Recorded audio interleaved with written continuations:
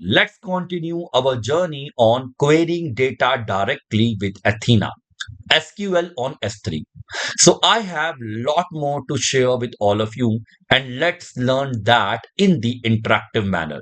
So first of all, I am going to use certain terminologies as a part of my upcoming discussion. So that's the reason I have taken all these terminologies here. So we are going to gain an understanding and then we will be moving towards our demonstration. So let's start with the first one. What is data catalog? So if you are going to see this statement anywhere, or if you are going to see this terminology anywhere, you can say that data catalog is a central metadata repository. Means it stores information about your data, not the data itself.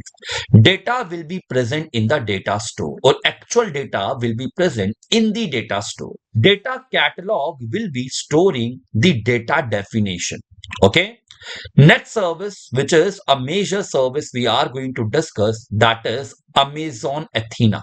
What Athena is? A very popular, a very famous service with respect to the data analytics track. So it is a serverless interactive query service that lets you use standard SQL to analyze data directly in Amazon S3. Means you no need to move or load the data anywhere. You can directly query the data from the S3 bucket. So from here, you can say that your data is actually present in the S3. You are using Athena in order to query that data.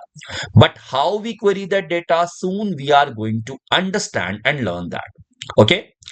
It uses Presto, Trino under the hood and integrates with AWS Glue Data Catalog for schema management.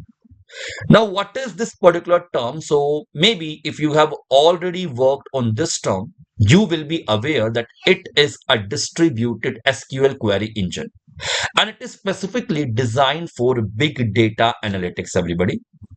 So, I have already taken this terminology also for all of you.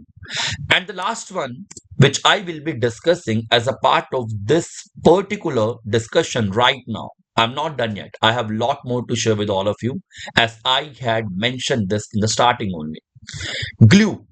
Glue is a fully managed serverless data integration service that helps you discover your data, prepare and transform it, and load it into data stores. Means if you have to give one keyword for all these services, data catalog is a centralized metadata repository.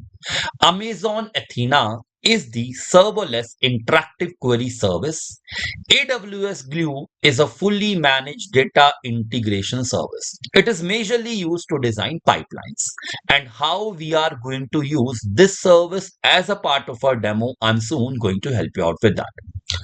So basically, I have planned a demo for all of you in different ways. We are going to execute a direct queries. We are going to understand few features of AWS Glue, and we are also going to explore the Python code. Okay.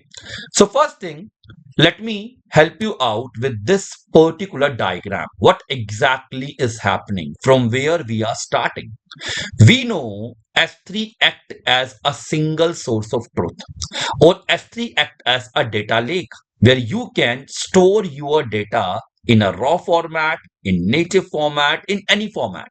Okay, so here S3 is the location or a data store where your actual data is present. When you are using Athena, okay, or when you are using Amazon Athena console, what exactly you are doing? You are running the SQL queries from the Amazon Athena, and this Glue data catalog is storing the schemas or the table definition. Okay, so this is exactly what is happening.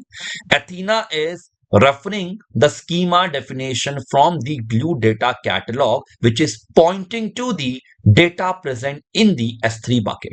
So actual storage location is S3, and then other services we are using for the data definition and querying it. Okay, let's start with a very simple demonstration first, and then later I am going to take you through certain differences which I have taken for all of you. Means what can be different Athena scenarios?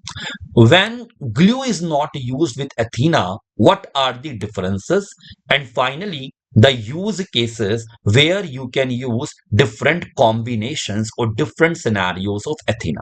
Okay, so let's start with the first demo, everybody. What is the first demo we are going to do? We are going to create a S3 bucket and we will be storing our data into S3 bucket. Let me help you out with that. So without any further delay, let's go to the AWS management console. Okay. Let me close the additional tabs and I will be starting from here. Okay.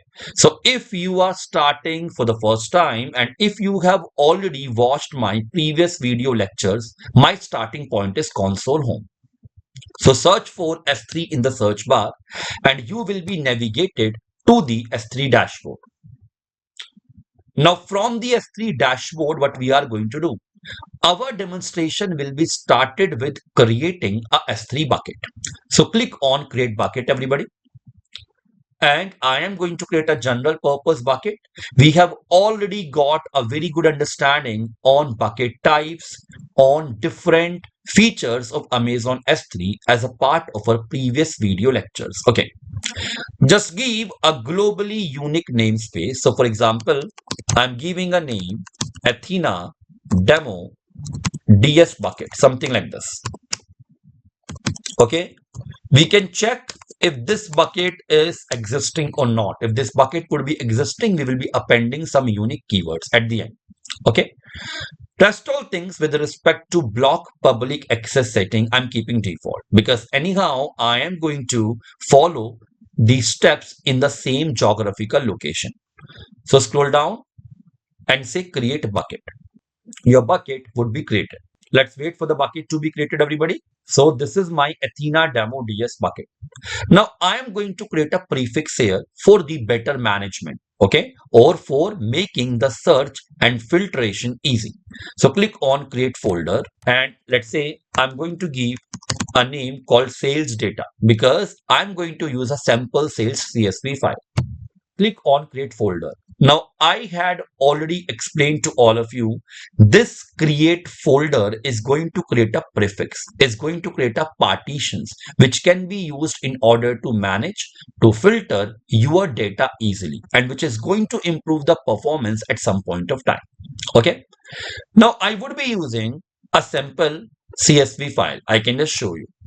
Let's say I will be using the sales data.csv. This sales data.csv is containing all these information.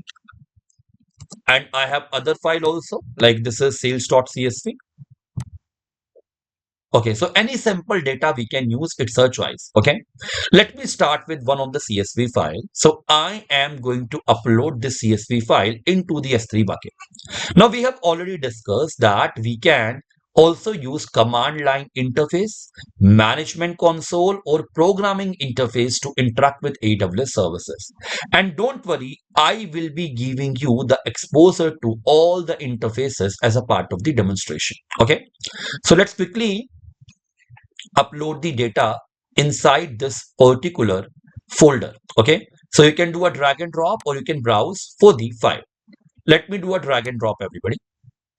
Let's say I'm dragging this and dropping it here. It's going to upload a CSV file. So CSV file is uploaded here. Means first part is done. I have a S3 bucket. I have a sample data available in the S3 bucket. Now, obviously, for a demo purpose, I have taken a small data set. You can have a large data set you can take. And just to give you exposure, actually, I'm going to take one more data set going forward.